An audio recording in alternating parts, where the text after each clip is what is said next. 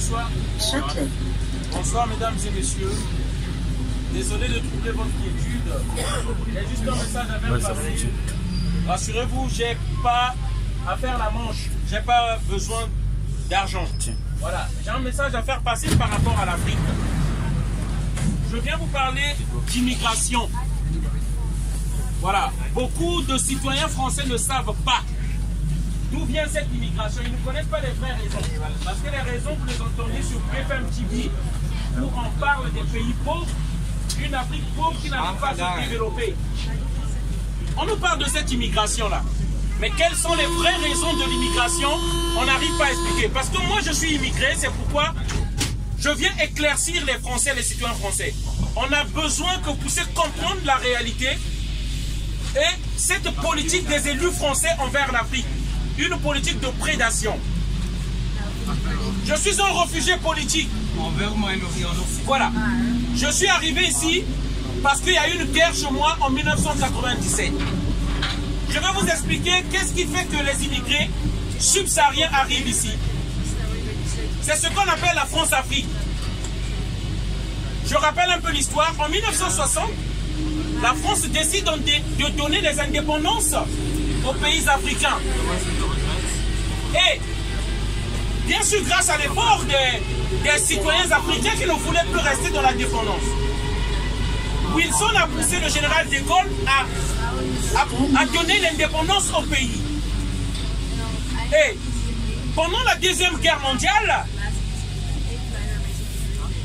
Charles de Gaulle convainc Félix Éboué, donc gouverneur de l'Afrique équatoriale française, si les Noirs, les Africains venaient se battre pour la libération de la France, ils iront au fur et à mesure vers l'autonomie, vers l'indépendance. C'est pourquoi ces Africains sont venus mourir pour la France. Mais comme toujours, on veut utiliser les Africains, on ne leur a jamais donné l'indépendance. Et De Gaulle va donner les indépendances sous condition. Il va dire que je vous donnerai l'indépendance si vous acceptez que les bases militaires françaises soient en Afrique. Je vous donne l'indépendance si vous conservez une monnaie qui sera fabriquée en France. Cette monnaie, on l'appelle le franc CFA, le franc des colonies françaises d'Afrique. Tenez-vous bien, cette monnaie est créée en 1945, donc à l'époque coloniale, pour les intérêts de la France. Et cette monnaie rapporte à la France chaque année, jusqu'à nos jours, 444 milliards de dollars. Parce que beaucoup se posent la question, d'où vient la pauvreté des Africains? C'est ça qu'on se pose la question, pourquoi ces Africains viennent en France? Et aujourd'hui, je vais vous parler de l'actualité. Emmanuel Macron est en Côte d'Ivoire. Nous, les activistes, militants africains, nous avons crié depuis plus de 20 ans qu'il faut qu'on arrête cette monnaie-là.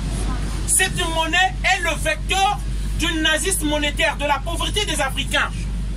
Et depuis hier, que je vous dise, Macron vient de reconnaître au moins que nous allons changer cette monnaie-là. Nous allons revoir cette monnaie. Au moins, on est content, on prend acte qu'on n'est pas des fous lorsque on a demandé qu'on change cette monnaie-là. Alors, pourquoi je viens vous parler? Parce que beaucoup de Français parlent des immigrés africains. Et d'ailleurs, c'est le cheval de bataille de tous les élus français pendant les campagnes. Qu'il y a trop d'immigrés ici. Il y a trop de Noirs ici qui viennent nous voler notre pain. Mais je tiens à rappeler, les Africains, en France ici, vous n'avez pas le cacao. En France. Mais chaque matin, on prend du Nescafé, on prend du café. Ce cacao-là, 60% vient de l'Afrique.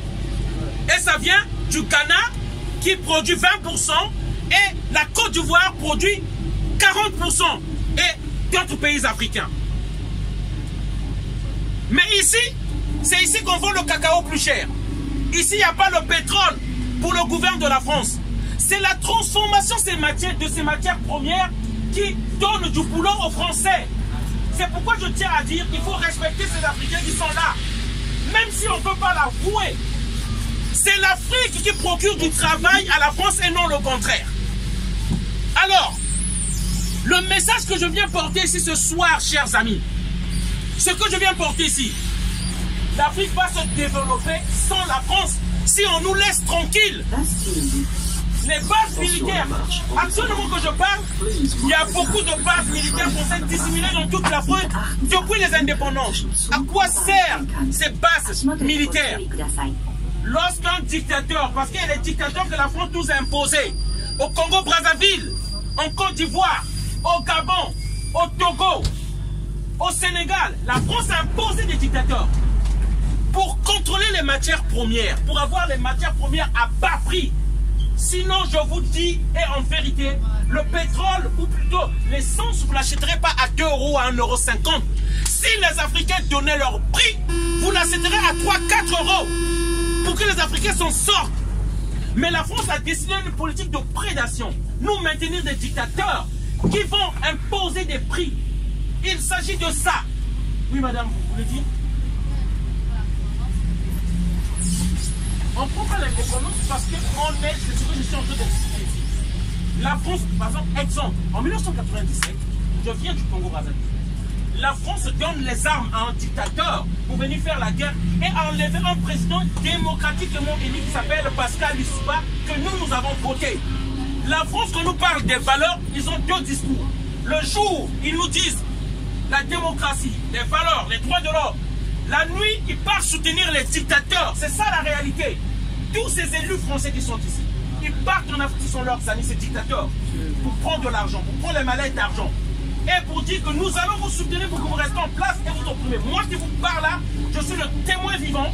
Je viens d'Afrique, je suis réfugié politique et j'ai quitté là-bas parce que la France nous impose des dictateurs. Moi qui vous parle là, je suis cet Africain-là qui vit avec sa mousse, sa maté-là. Pendant qu'on bombarde sur nous, les Africains ne fabriquent pas les armes. On ne sait pas fabriquer les armes. C'est la France qui fournit les armes d'Afrique. Et nous, en fait, je ne veux pas être cet Africain-là qui accepte son confort, rester chez moi, boire la bière et vivre heureusement. Non, je veux être cet Africain-là qui vient dénoncer ce système-là. Peu importe ce que j'ai à perdre, même ma vie, mais je viens dire ici qu'il faut que ça s'arrête. C'est un jeu qu'ils jouent avec les dictateurs africains et qui pousse cette immigration ici aujourd'hui. Nous, on a notre venir en Afrique et on veut y rester. On veut rester en Afrique. On ne veut pas ici ce front-là, on n'en a pas besoin. On veut rester en Afrique et qu'il faut que la France cesse ce jeu-là. Voilà le message que je voulais faire passer. Bonne soirée à tous, merci encore.